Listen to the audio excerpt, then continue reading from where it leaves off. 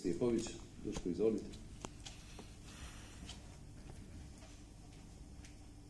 Hvala predsjedniče Skupštine,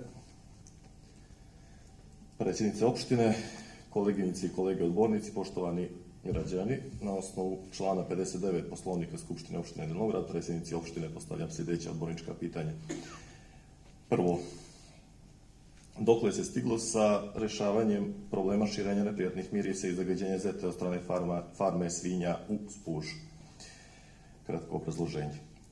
Dana 23. novembra 2018. godine u okviru odborničkog pitanja na tada održanoj sjednici ukazao sam na ovaj stravičan problem po životnu sredinu i po normalan život i zdravlje ljudi.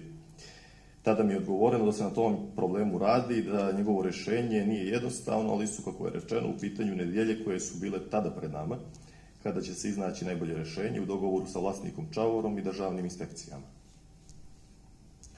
Tada niko nije pomenuo da će proći 2 godine, a da problem ostane gotovo netaknut. Po jačini smrada koji se osjeća i po dužini intervala u kojem se to dešava, reklo bi se da je stanje još gore u odnosu na ono koje je bilo prije par godina.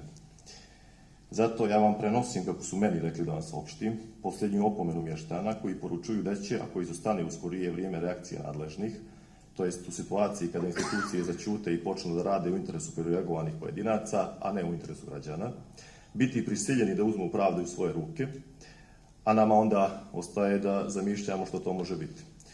A izvuciti zaključak ko će snositi krivicu za tako nešto. Da li oni koji izgube strpljenje pa naprave neki neželjeni potez u samopomoći, ili oni koji ih mjesecima i godinama, narodski rečeno, vuku za nos praznim obećanjima. Drugo pitanje, da li ste upoznati sa velikim ekološkim i potencijalnim problemom za bezbjednost ljudi i imovine koji je nastao prilikom radova na dionici starog puta od Ziksa do Podgorice u mjestu Pričelje, kada je došlo do suženja korita rijeke Zete sa nekih 20 metara širine na svega 2 i 3 metra širine u dužini do oko 200 metara.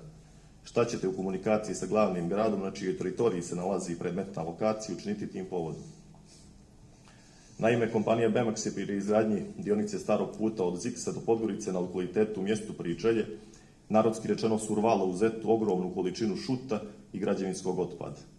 Vjerovatno im je to bilo i lakše i jeftinije nego da ga prevoze i odlože negdje drugdje. Međutim, zbog njihovog takvog postupanja, korito rijeke Zete na tom mjestu u dužini od oko 200 metara toliko suženo da se ni 2 lađe razminiti ne mogu. Pa osim narušavanja ambijentalne sredine i izbijanja potencijalnog ekološkog problema, postoji opravdan strah kod mještana i vlasnika imanja u neposrednoj blizini tog lokaliteta da može doći do značajnog povećanja nivoa Zete i sljedstveno tome poplava njihovih imanja u obimu koji prije ovih radova nije postojao. Zato ovim putem prenosim njihov strah i zabrinutost i molim vas da u komunikaciji sa glavnim gradom, na čijoj teritoriji se nalazi pomenuti lokalitet, dođete do rješenja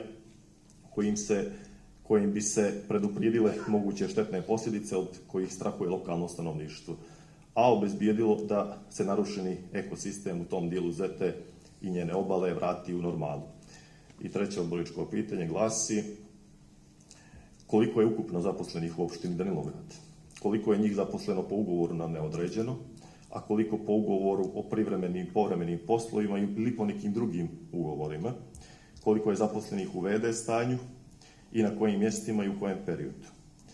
Molim vas da mi tražene podatke, osim ukupnom zbiru, dostavite pojedinačno po svakom organu, službi, odnosno javnom preduzeću. Hvala. Zahvaljujem odborniku Dušku Stjepoviću.